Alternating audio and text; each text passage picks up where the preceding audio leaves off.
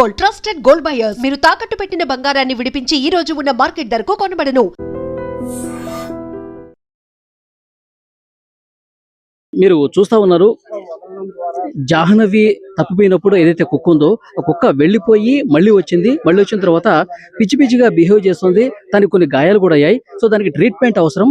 మెడలో GPS కూడా పెట్టారు. సో ఈ ట్రీట్మెంట్ తర్వాత ఈ కుక్కని మళ్ళీ ఈ పామాయిల్ తోటలోకి వదిలేస్తారనమాట. ప్రస్తుతం ఆ ప్రయత్నంలోని పోలీసు అధికారులు ఉన్నారు. కుక్కకి ట్రీట్మెంట్ చేసేటువంటి వైద్యులు కూడా వచ్చారు. వైద్యులు వచ్చి క్లియర్ గా కుక్కకి ఇస్తున్నటువంటి ఇంజెక్షన్స్ మీరు చూస్తా ఉన్నారు. ఇంజెక్షన్స్ ఇచ్చారు. అలాగే కుక్క ఎవరి మీద కూడా దాడి చేయకుండా, అలాగే ఆ జాహ్నవి ఎక్కడుందో కనిపెట్టడానికి ప్రయత్నం అయితే చాలా క్లియర్ గా కనిపిస్తుంది. పోలీస్ అధికారులు కూడా కొంత డైరెక్షన్ ఇచ్చారు.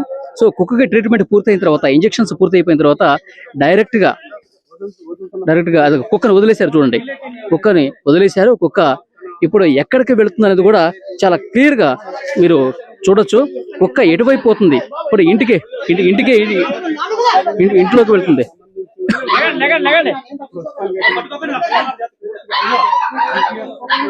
సో GPS అమర్చినటువంటి కుక్క ఇక్కడ పాప ఇంటి దగ్గరికి వచ్చి అరుస్తూ ఉన్నటువంటి దృశ్యాలు మీరు చూస్తూ ఉన్నారు.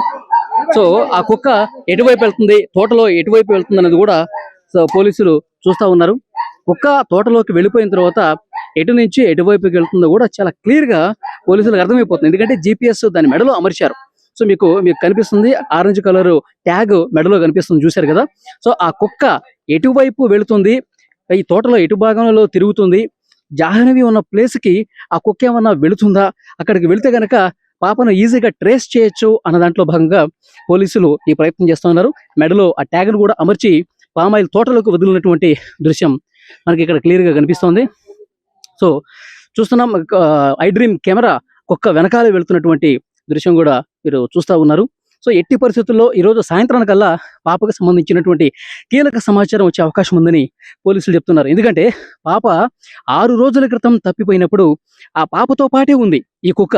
పాపతో పాటే మిస్ అయిపోయిందిగా ఈ కుక్కకి తెలుసుండేది. ఎందుకంటే కొన్ని సంవత్సరాలుగా కుక్క ఇక్కడే ఉండుంటుంది, పాపతో పాటు ఉండుంటుంది, ఫ్యామిలీ సభ్యులతో ఇక్కడే ఉండుంటుంది. తోట మొత్తం ఆ కుక్కకి తెలుసు కాబట్టి ఎట్లాగైనా సరే ఈ పామాయిల్ తోట మొత్తం ఒక అవగాహన డెఫినెట్ గా ఆ కుక్కకు ఉంటుంది. సో డెఫినెట్ గా ఇక్కడ ఉండుంటే గనక పాప దగ్గరే ఉండుండేది. కానీ ఆ పాప ఈ పామాయిల్ తోట పరిధిలో లేదు అనే ఒక సంకేతం ఏమైనా కుక్క ఇస్తోందా?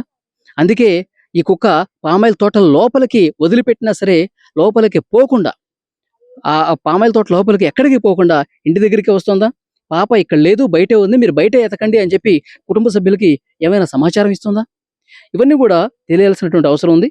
సో పోలీసులు అయితే ఆ ట్రాకర్ అమర్చారు కాబట్టి చాలా నిశ్చితంగా గమనిస్తున్నారు. మరి ఈ రోజు వెతకలేదు, ఈ రోజు కనిపించలేదు, ఈ రోజు తోట లోపలికి కుక్క వెళ్ళలేదు. సరే మధ్యాహ్నం వెళుతుందా, సాయంత్రం వెళుతుందా, రేపు వెళుతుందా చూస్తా ఉన్నారు. ఒకరోజు గడిస్తే గానీ పోలీసులకి ఒక ఇన్ఫర్మేషన్ వచ్చే అవకాశం ఉంటుంది. మరి ఆ కుక్క ఇక్కడ కుటుంబ సభ్యుల దగ్గరే ఉంటుంది, ఈ చెట్టు దగ్గరే ఉంటుంది, ఇక్కడిక్కడే తిరుగుతోంది. పోలీసులు అనుకున్నది ఒకటి, ఇక్కడ జరుగుతుంది ఒకటి. మరి కుక్క ఏ ఉద్దేశంతో ఇక్కడ ఉన్నదన్నది కూడా ఇన్వెస్టిగేట్ చేయాల్సినటువంటి అవసరం అయితే చాలా స్పష్టంగా కనిపిస్తుంది. కుటుంబ సభ్యులు ఇంకా బాధలోనే ఉన్నారు. వారం రోజులు కావస్తున్నాం, ఏమి జాడ కనిపించకపోయేసరికి ఆ కుక్క మీద హోప్స్ పెట్టుకున్నారు. ఆ కుక్క కూడా ఇక్కడిక్కడే తిరుగుతుండడంతో ఆ ఉన్న ఆశలు కూడా అడియాసలు అయ్యే పరిస్థితి ఏమైనా ఉందా అన్న బాధ కూడా వాళ్ళకి కనిపిస్తోంది. నిజంగా చాలా బాధాకరమైన విషయం. ఆఖరికి పోలీసులు ఎంత చేసినా ఆఖరికి ఈ ప్రయత్నం కూడా ఏమీ కానరానటువంటి పరిస్థితి కనిపిస్తోంది. ఈ కుక్క ద్వారా ఏదైనా సమాచారం తెలుస్తుంది అనుకుంటే అది ఇక్కడే ఉండటం చేత అది కుటుంబ సభ్యులకు ఆ కుక్క ఏం చెప్పదలుచుకుంది, లేదంటే పోలీసులకి ఏదన్నా కొత్త విషయం చెప్పడానికే ఇంటి దగ్గర ఉందా, కుటుంబ సభ్యుల మీద ఏమన్నా అనుమానం వ్యక్తం చేయడానికి ఒక సంకేతాన్ని ఏమన్నా కుక్క పంపిస్తుందా, ఇవి కూడా ఆలోచన చేస్తా ఉన్నారు. సో చూద్దాం ఏం జరగబోతుందో.